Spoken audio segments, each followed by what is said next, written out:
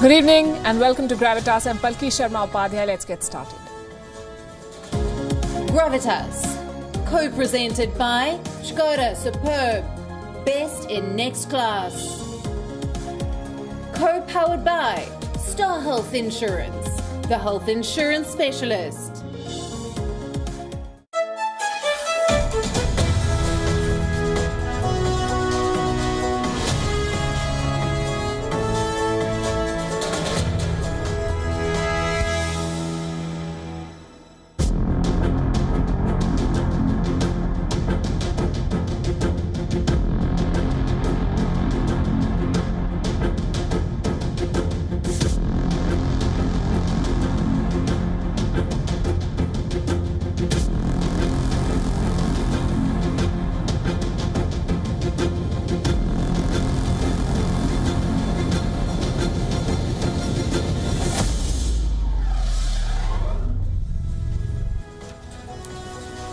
Saudi Arabia is charting a new course. Literally, the kingdom's latest batch of textbooks tell a very different and important story. The story of the shifting sands of Arab politics. For the first time, Saudi textbooks have removed sections that call for non-believers to be punished by death. They've removed texts that say Muslims will kill all Jews. It's a sign of the times and the change that is being ushered in under the leadership of Crown Prince MBS. It also comes at a turbulent time for the kingdom. The economy is suffering, the budgets have been cut, the oil infrastructure is under attack, and another royal purge is underway. Saudi Arabia is symptomatic of the challenges that all oil economies face. And how Riyadh deals with this churn will define the future of not just this kingdom, but the region. On Gravitas tonight, we'll discuss. Also on the show, Morocco is the latest Arab country to establish ties with Israel. Was there a quid pro quo with America on this? We bring you an exclusive interview with the Moroccan ambassador to India. Our continuing coverage of the Nigeria jihadist crisis. More than 300 school students abducted by Boko Haram 5 days on. What is the government doing? In Pakistan, a new law provides for chemical castration of rapists. What does that entail? And will it work in a country where the Prime Minister himself has been accused of sexual harassment? And in Paris, a unique case of reverse sexism. The City Hall has been fined for having, quote-unquote, too many women in top jobs. Have you ever heard anyone complain about too many men in top jobs? We shall discuss that too. We begin as always with Gravitas Global Headlines.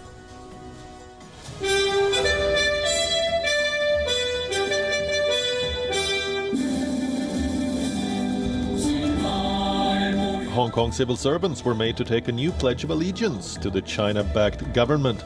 The closed-door ceremony was presided over by Chief Executive Carrie Lam. All 180,000 civil servants in the financial hub are expected to take the pledge in the coming weeks. The UK and India will launch a new virtual hub to deliver coronavirus vaccines. The two sides will share best practices for regulation and clinical trials and foster innovation going forward. A new inquiry report reveals more than 250,000 children, young people and vulnerable adults were abused in New Zealand's faith-based and state care institutions in the past several decades. The number of people abused was almost 40% of the total people in care during that period. China is the world's leading jailer of journalists for the second year in a row, according to an annual survey by the Committee to Protect Journalists, which also found that 2020 was a record year for the number of journalists imprisoned globally. The International Rescue Committee has warned that Yemen is the country most at risk of humanitarian catastrophe in 2021, marking the third year for the war-ravaged country to earn this grim recognition. South Korea's healthcare system is on the verge of collapse in capital Seoul amid a record surge in COVID-19 cases. Only 3 critical care beds are available in Greater Seoul, a densely populated center housing over 25 million people. A scientific expedition in the Bolivian Andes has revealed 20 new species. along with the rediscovery of 4 species thought to be extinct, including the devil-eyed frog.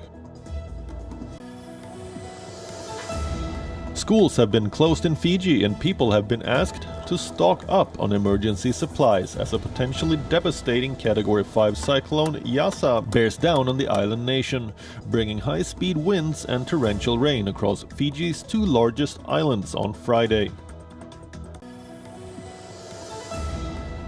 The top 2 teams in the ICC Test Championships, Australia and India, lock horns in a 4-test series that gets underway in Adelaide from Thursday. India have named their playing 11 on the eve of the day-night test, and Prithvi Shaw has been retained as opener alongside Mayank Agarwal, despite poor form in the warm-ups. Vidhiman Saha has been selected as the wicketkeeper ahead of Rishabh Pant, while Umesh Yadav will play as the third seamer with Mohammad Shami and Jasprit Bumrah. 2-time MVP Gianni Antetokounmpo has signed the richest deal in NBA history after agreeing a 5-year extension with the Milwaukee Bucks for $228.2 million. The previous record was set by Houston Rockets guard James Harden in 2017.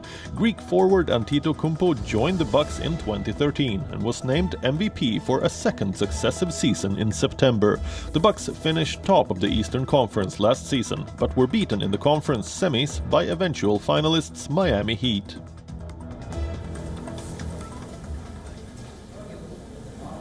This has been a difficult year for most countries, for Saudi Arabia especially so. The challenges are multiple. Saudi Arabia is a kingdom in crisis. Its economy is shrinking, its budgets have been cut, its oil tankers are being targeted. It has suffered 4 terror attacks in the past month. In the middle of this crisis, the Game of Thrones continues. Crown Prince Mohammed bin Salman is carrying out another royal purge. It is being called the Mini Ritz, a smaller version of the major crackdown that took place in 2017 when scores of royals were detained in the Ritz-Carlton Hotel in Riyadh. Here's the thing. Saudi Arabia's churn is not unique. All oil economies have been forced into a hard reset this year. But given Saudi Arabia's stature in the region, its challenges appear more pronounced and have a bearing on others, which is why we are talking about them tonight.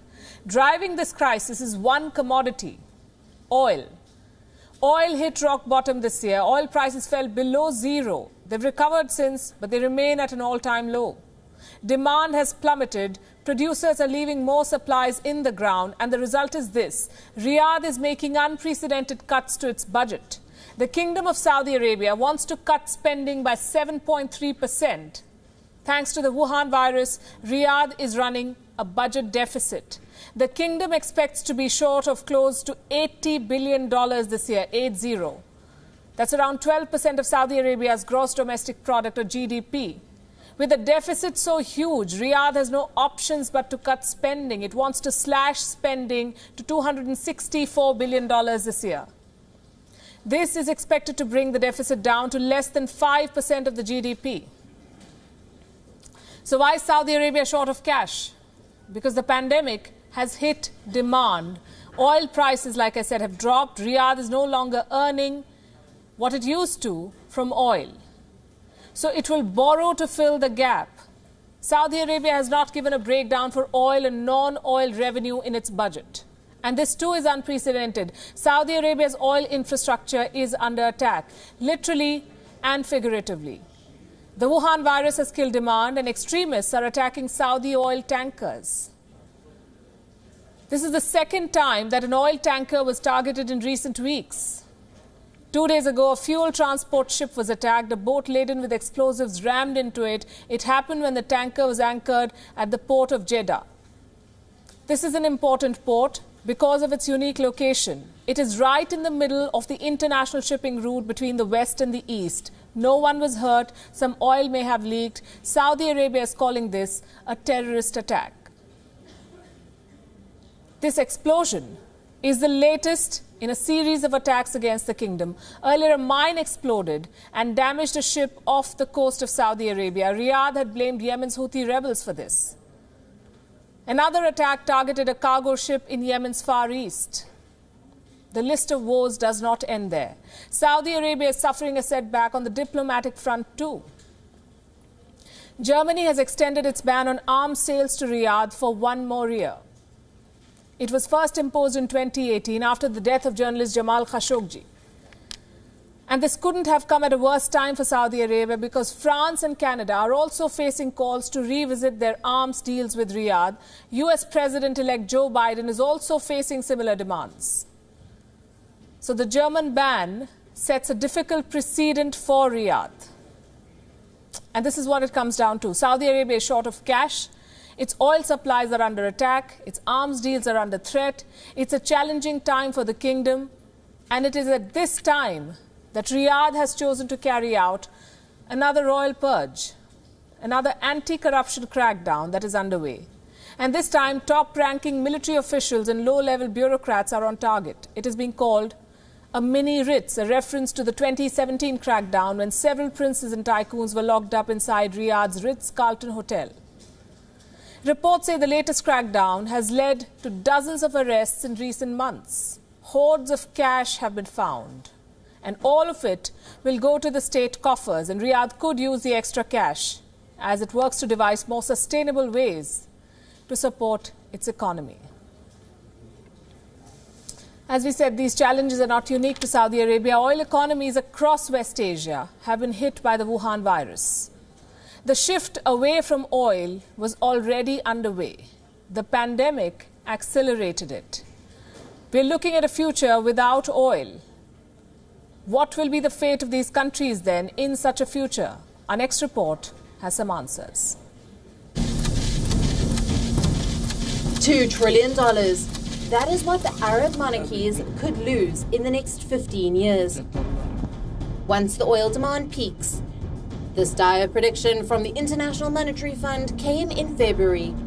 But as the Wuhan virus spread to more than 100 countries in the following months, the pandemic wiped out oil demand like never before. In May, lockdowns and travel restrictions had wiped out almost a third of the global oil demand. Gulf Cooperation Council, or GCC countries, are set to lose $270 billion in revenue this year. Oil was the ultimate cash cow for the Gulf. But the pandemic has precipitated the end of the oil age. Even the richest kingdoms are struggling to balance their books, thanks to the fluctuations in oil prices. Saudi Arabia is the largest producer of oil. Going by one estimate, 70% of its budget comes from oil revenues. To meet its expenses, Saudi Arabia needs an oil price of $80 a barrel. As of today, oil is selling at less than $50 per barrel. Smaller oil producers are hurting more. In May, Algeria announced that it would cut its spending to half. Iraq, another leading oil producer, is staring at an economic collapse. For most of 2020, Iraq has been unable to pay salaries to government employees. Oman has the widest budget deficit among Gulf Arab economies. The country has been rated junk by 3 major credit rating companies. Its deficit stands at almost minus 17% of its GDP. It's the overdependence on oil that triggered this crisis of cash for the Gulf economies. And the crisis is here to stay. Oil prices are expected to remain low in the future due to oversupply and the improving availability of clean energy resources. If the Gulf economies don't wean away from oil, their coffers could run dry. The IMF predicts oil demand to peak around 2040. To account for this, oil economies must start substantial reforms now, else their financial wealth will deplete by 2034. West Asia runs the risk of running out of money well before it runs out of oil. Bureau Report, WION, World is One. The Saudi dream was fueled by oil. The oil market is now drying up. Terrorism has become a big challenge. There's also a change in the geopolitical landscape. The Arab world is normalizing ties with Israel. At home, there's a leadership transition. Crown Prince Mohammed bin Salman is changing the power structure in the Al Saud, or the House of Saud.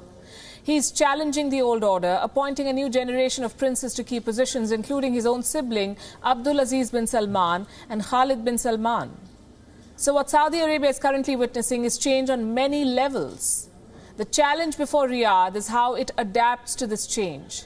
Mohammed bin Salman became Saudi Arabia's Minister of Defense in 2015. In 2017, he was appointed the Crown Prince. His rise has been defined by change and established by a purge, plus a series of reforms and risky gambles. MBS wanted to bring the kingdom closer to the world, and he has worked towards it. He allowed women to drive. He opened the kingdom's doors to concerts, to movie theatres. The Crown Prince also curtailed the power of the religious police in Saudi Arabia. People were no longer regulated by strict gender segregation rules. Riyadh allowed women to obtain a passport and travel abroad without the permission of a male relative. He opened businesses. In 2016, MBS announced his Vision 2030. He sought to restructure, diversify and privatize the kingdom's economy. He kick-started the development of non-oil revenues. Perhaps the move helped cushion the pandemic's impact a bit. In 2020, Riyadh moved ahead with its economic reform. Saudi Arabia's sovereign fund invested $1.3 billion in India. The reforms continued on the domestic front as well. Earlier this year, Riyadh banned flogging as a punishment. It has also done away with the death penalty for crimes committed by minors. Saudi Arabia recently revised its school textbooks to make them more tolerant. It has also facilitated major diplomatic changes in the region. In the middle of the pandemic, 4 Arab countries normalized ties with Israel: the UAE, Bahrain, the Sudan and Morocco. These deals could not have happened without Saudi backing. The point I'm making is very simple here. Under MBS, Saudi Arabia is changing, and dramatically so. Some of this reform has been pushed by the Crown Prince. The rest has been forced by the pandemic. How Saudi Arabia adapts to this change, to this new oil order, will be critical not just for the kingdom, but for the region. And speaking of change, Morocco has become the latest Arab country to normalize ties with Israel. It is the 4th Arab country to do so in the last 5 months. The timing of Rabat's decision is crucial. It came as the United States recognized Moroccan sovereignty over the Sahara region. To talk about what the developments mean for Morocco and the Arab world, I'm being joined by a very special guest. Joining me live tonight on Gravitas is Ambassador Mohammed Maliki. He's the Moroccan ambassador to India, and he's joining us live from New Delhi in what is perhaps his first such interview to an Indian network. Good evening, Ambassador Maliki, and welcome to Gravitas. Thank you so much for inviting me. Thank you, Mrs. Sharma. There's a lot that's making news with Morocco in the headlines. I want to start with the story that affects Morocco directly. The United States recognizing Morocco's claims of sovereignty over the disputed Saharan region. What does this decision mean for you and your country?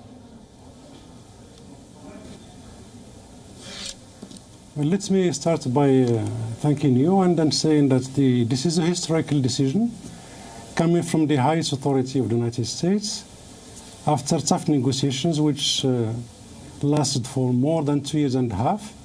It's also, in a way, joining the action to the words.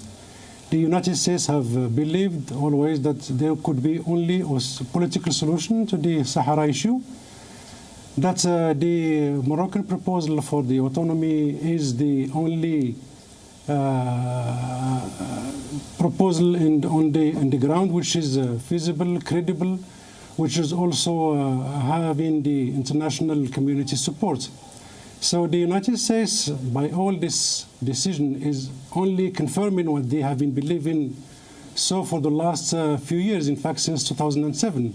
So we're quite happy about this historical decision. It's a momentum that will help peace into the region. You say there will be peace, and we hope there is, but there is also fear that this recognition will intensify the conflict between the Moroccan government and the Polisario Front rebels. What is the situation like at the front right now, where a 3-decade-long ceasefire was shattered in November? I believe that the ceasefire was broken by the militia of the Polisario. when they entered the buffer zone in the Gargarat, and then preventing all the people from moving freely from Morocco to Mauritania to other African countries, and then also preventing the movement of the population. They cannot do it, and then His Majesty and then the government of Morocco informed the Secretary General of the United Nations and then all the members of the violations that have been made, and then that it's also had the right to defend its territorial integrity and then to defend this buffer zone and then to re-establish the communication between the Morocco and then the rest of the African countries. So the ceasefire was broken first by them. Second, we are always, and then we will be committed to the ceasefire, and then we have repeated it. In fact, the provocation didn't come from Morocco. Was this recognition by Washington a precondition for Morocco establishing diplomatic ties with Israel?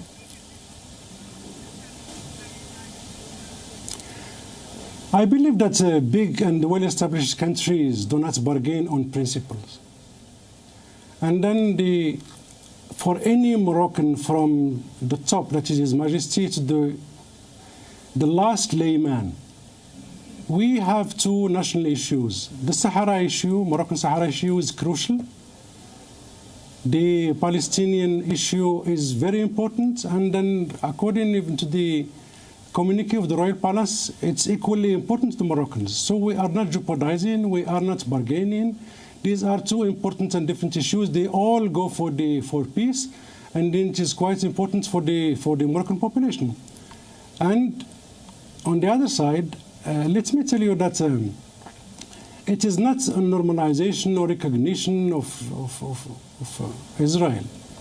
In fact, it's only the reactivation of the mechanisms which already existed, a diplomatic mechanism, the cooperation that was already taking place. But critics still say that with this agreement, Morocco may have alienated Palestine or some elements in Palestine that could side with the Polisario rebels. Is that a concern that you share? And are you saying here on the show that Morocco remains committed to the Palestinian cause despite having established ties with Israel? Not at all. We are not putting one on the expense of the other. And I think Morocco is a very responsible country. It has always proven to be a responsible country, historically, but also nowadays on this politics. So there is no change at all in the positions, and then we are quite conscious that also the Palestinians are aware of the importance of the Sahara, Moroccan Sahara, for all the Moroccans. And then this fake news which had come lately about the youth supporting the Polisario is completely fake, and then there has been also official announcement that there was no communique or no statement as such. So I believe that they are quite aware of the importance. We are quite aware of the importance of the issue, and then the two things are not contradictory. We should be able to work together to find a solution in both regions for the peace and tranquility for all the people. And I think Morocco has always, in through history, and then it is also recognized, a positive role in bringing together the Palestinians and the Israelis. And I think the two-state solutions will be the ultimate solution for all these events. Morocco, as we've been reporting here on WION, has become the fourth Arab country to begin normalizing relations with Israel. But as you mentioned, the two countries have maintained a relationship for more than half a century. So what will change with this formal declaration? As I stated a little bit earlier, it's the reactivation of the diplomatic and then of the cooperation between Morocco and then Israel. What will happen on the ground, that the direct flights will start very soon, and then the Moroccan population and living in Israel who are binationals can travel very easily. That's a very good step. It's a step also for peace. Then secondly, we should be able to activate some other cooperation, like in IITs, like in agriculture, like in some areas where either Morocco or Israel have reached a certain very known and then recognized expertise. I would say the fertilizer from our side, I would say also energy, and then I think we should be able in the near future to discuss together what could be the form of this cooperation. So it's only a reactivation of what was already going on. India too has friendly ties with Israel. How do you think Morocco's relationship with India will change, or where do you see things going after this agreement with Israel? Are there any potential areas of convergence for India, Israel and Morocco? I think the relations between Morocco and India are quite important, and the relations between Israel and India are quite important. And then I believe that the relations between Morocco and Israel are important for to serve the peace. And I think India has a positive role to play in this, in good offices. And then I think due to its position and then to the Moroccan position, they can help quite a lot. They can bring innovative solutions to find a long-standing solution for in the Middle East. The other side, there should be also, I think, some areas which could constitute. And I'm just thinking, now that you're putting the question, I'm not really the decision taker. But I believe that there would be probably some areas where trilateral cooperation could import, because the Israel and Morocco and India are very known to be agricultural countries with large population and the occupation of this domain. And I believe that would be one of the areas. So I think it's only the beginning. There will be definitely some ways of reinforcing the cooperation by transitivity somehow, because when you have a friend who has a good friendship with the other person, it also helps into bringing others to the table, into facilitating. And I think the two countries, that is Morocco and India, could play a very good role in facilitating the peace process in the Middle East. Very interesting. Recently, a series of agreements were also signed in your presence at the India-Morocco Business Forum. Morocco has aimed to establish itself as India's business gateway to Africa, to Europe and the Arab world. How do you plan to accomplish this vision? I think this agreement, which was done by the Exim Bank of India and then BMC Bank of Africa in Morocco, is a timely decision, because it crowns a 5-year strong bilateral cooperation between the two countries. We have concluded like 43 agreements since the last visit of His Majesty on the margin of the third Africa-India summit. And then there was a very important historical meeting with His Majesty and then His Excellency Shri Narendra Modi, where they decided to elevate the relations into strategic partnership. And since then, we have been working, both the Moroccan government and the Indian government, to put concrete content for this strategic partnership. And I think the business communities have also been requesting to find very easy access to funding and very access to get investments both here in Morocco. And I think by this agreement, we are rendering very big service to our business communities to go along. Thanks very much, Ambassador Maliki, for joining us here on WION and for sharing your perspective with us. I thank you so much for inviting me. 6 years ago in Nigeria, at least 276 schoolgirls were kidnapped by the Boko Haram. The sheer scale of it sparked international outrage. It led to a global campaign, the world united in saying, "Bring back our girls." The campaign forced the government of Muhammadu Buhari to act. Some of these girls were indeed rescued by the Nigerian military, but most of them managed to escape on their own. It's been 6 years now. And guess what? 112 girls are still missing. To this day, 112 girls. Their whereabouts are unknown. Their parents are still waiting for their return. The campaign has faded into disappointment. And now another one has begun. Bring back our boys. More than 300 schoolboys have been abducted. The Boko Haram has once again claimed responsibility for this. It's been more than 5 days now. The boys are still missing. Their parents are campaigning for their return. But unlike the last time, the world couldn't be bothered less. There have been a few obligatory statements, and that's it. We at WION have been reporting this story since Sunday. We've been getting you reports, ground reports from Nigeria. We've been airing the pleas of the parents awaiting the return of their children, because this is not a crisis that can be put on the back burner and dealt with when convenient. For more than 300 students to be kidnapped by a jihadist group in broad daylight is no small incident. It deserves the urgent attention of the world.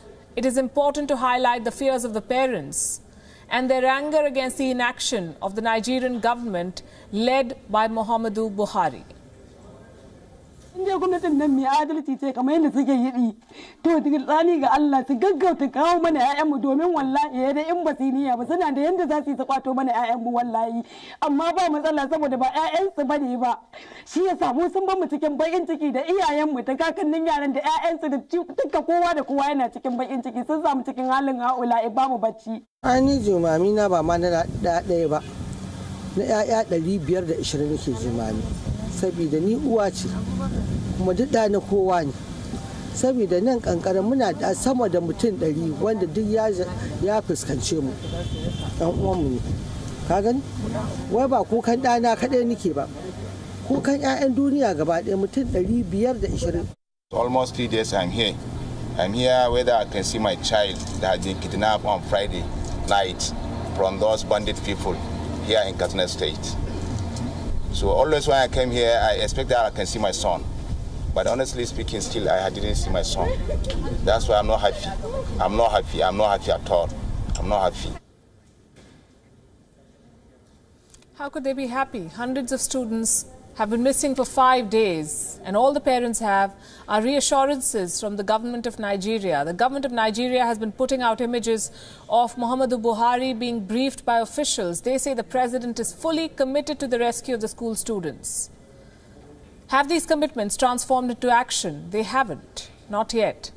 And this is despite the fact that these kidnappings have happened in the home state of the Nigerian president, the state of Katsina in northwest Nigeria.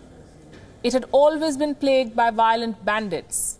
And now the Boko Haram has made inroads in the state by kidnapping innocent students.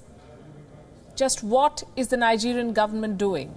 Last we checked, it was negotiating with the kidnappers, shutting down schools and reinforcing security in vulnerable areas. Will that be enough? Again, the answer is no.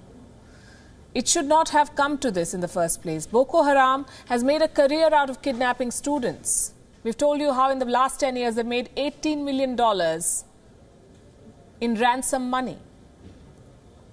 The meaning of Boko Haram is Western education is prohibited and the group is enforcing its will.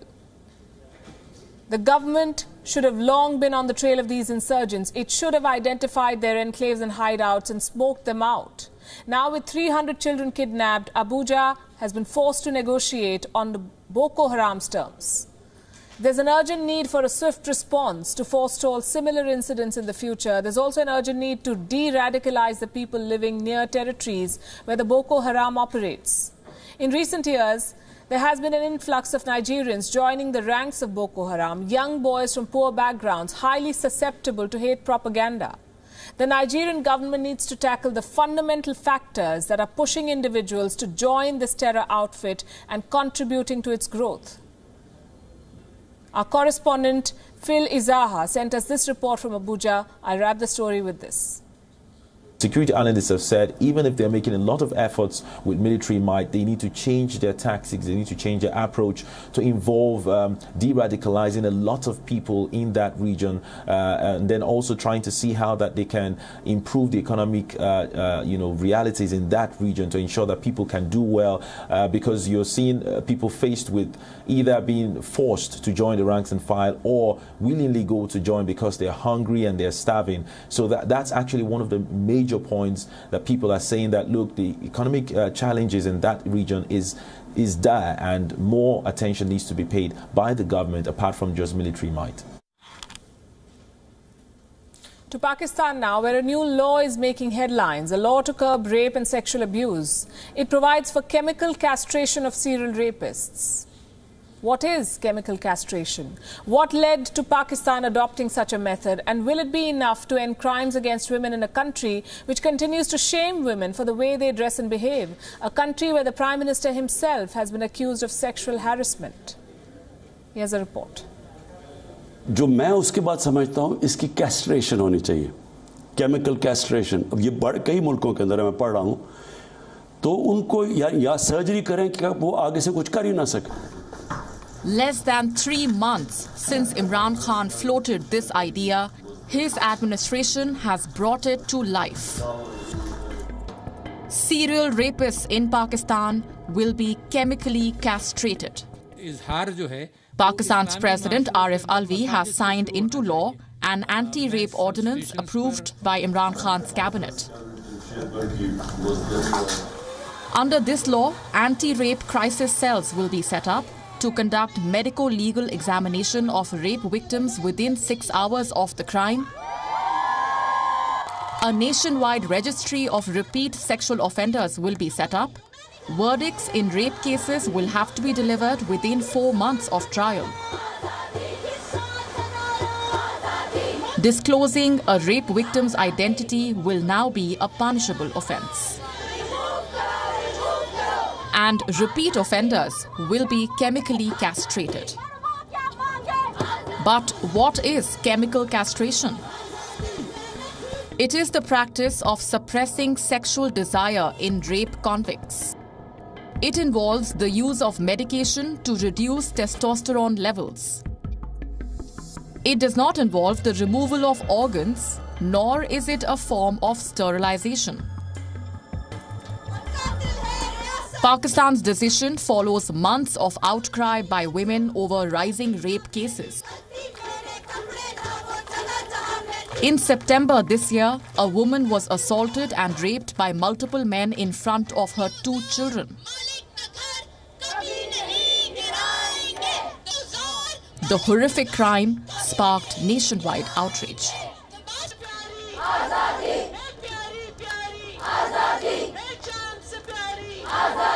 We see the government coming out for whatever the mullahs want to say. They come out and they protest and the government just listens to them. You think twice about what you're going to wear when you leave.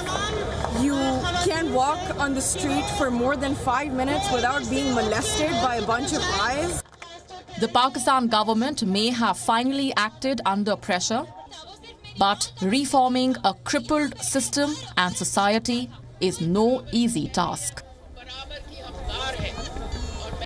A system where police officials blame rape victims for stepping out late at night. अब मैं पहले तो ये हैरान हूँ कि 3 बच्चों की माँ है, अकेली ड्राइवर है, आप डिफेंस से निकली हो, आप सीधा रोड लो, जीटी रोड यहाँ पे आबादी है और घर चली जाओ.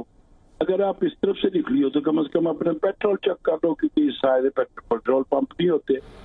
A society where clerics publicly shame women for the way they dress and behave. मेरे देश में हया को किसने तार-तार किया?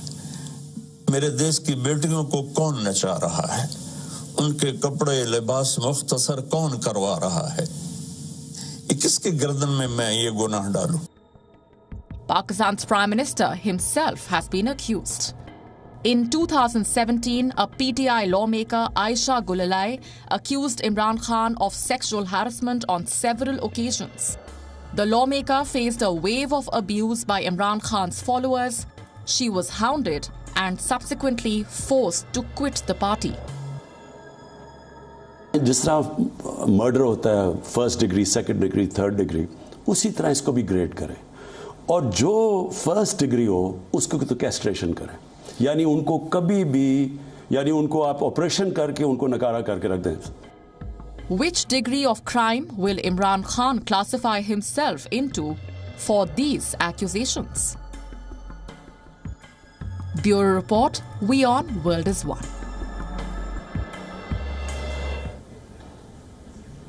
I've said this in the past and I'll say it again. Terrorism is a business. The world's deadliest terror outfits operate like business enterprises.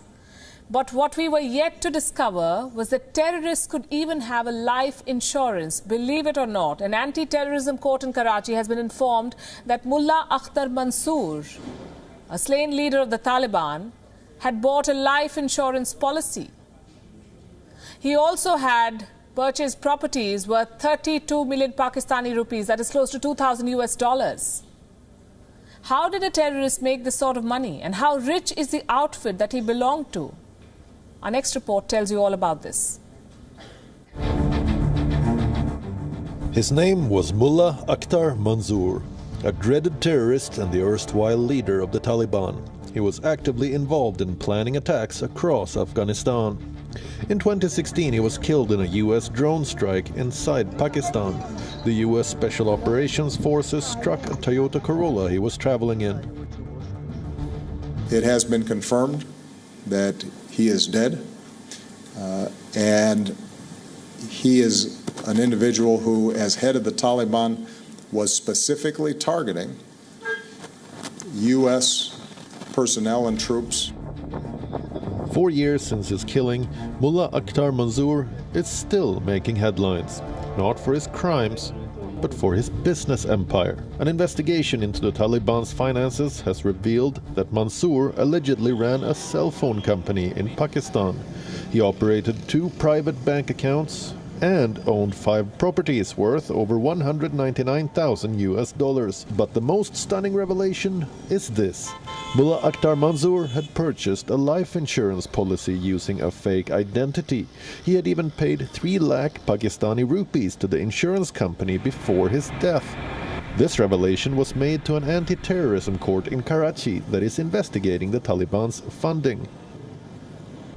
It has once again put the spotlight on how rich the Taliban has become in the last 1 decade. Where exactly is the money coming from? Drug trade, $560 million. According to the UN World Drug Report 2020, Afghanistan accounted for 84% of the global opium trade. A bulk of this money goes to the Taliban, which manages opium production in areas under its control. The group imposes 10% tax on every link in the drug production trade. This includes Afghanistan farmers who cultivate poppy, labs that convert it into a drug, and traders who smuggle the final product out of the country. Reports say today the Taliban drug empire is worth $560 million. Mining, $537 million. Another lucrative business is mining metals in the mountainous regions of Afghanistan. Mineral extraction and mining companies paid Taliban operatives to keep the business running. According to the Taliban's Stones and Mines Commission, the group earns approximately $539 million a year through the mining business. Extortion and taxes, $215 million. The Taliban also taxes people and industries in areas under its control. Shopkeepers pay for the right to do business. Drivers are charged for using Taliban-controlled highways, and telecom companies are forced to pay a heft protection tax.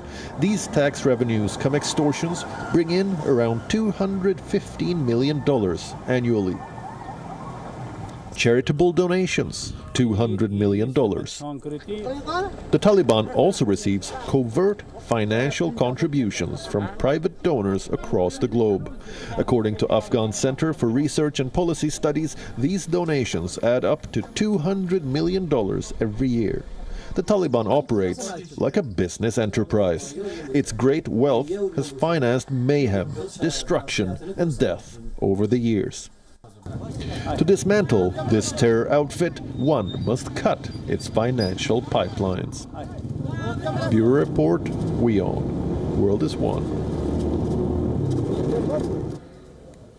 Before I end tonight's show, this is a story that I must tell you.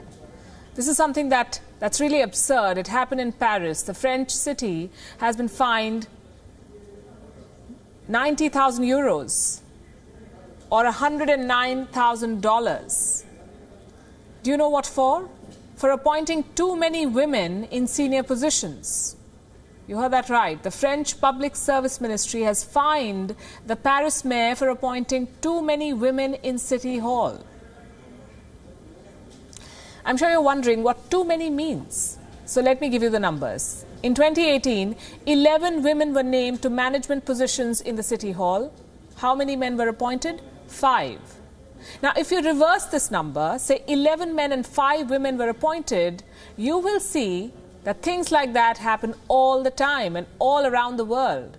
You know, the ratio skewed in favor of men is seen as normal. Have you ever heard anyone complain about it? Too many men in top positions, let alone slap a fine for this. So what's wrong with appointing more women than men? Is there anything called having too many women at senior positions? Apparently there is. Research says that women score higher than men in most leadership skills, but I do not want to get into a gender war here. My question is very simple. Why would Paris be fined for having 11 women in senior roles as opposed to 5 men? Turns out France has a law. A rule was passed in 2013. It says one sex should not account for more than 60% of nominations to management positions in public service.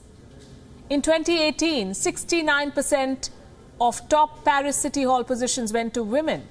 So the city defaulted and was slapped with a fine. The Paris mayor tweeted about it. She said that she will personally deliver the check to the Minister of Public Service, and she will be joined by her deputy mayors and all the women working for her. And she added that this fine is, quote-unquote, obviously absurd, unfair, irresponsible and dangerous. I couldn't agree more. France's public service minister retweeted this. The minister said the cause of women deserves better, adding the absurd provision was repealed in 2019 and the fine paid by Paris will be used to finance actions meant to promote women in public service. Wrapping with that, leaving you as always with Gravitas Images. Thanks for watching.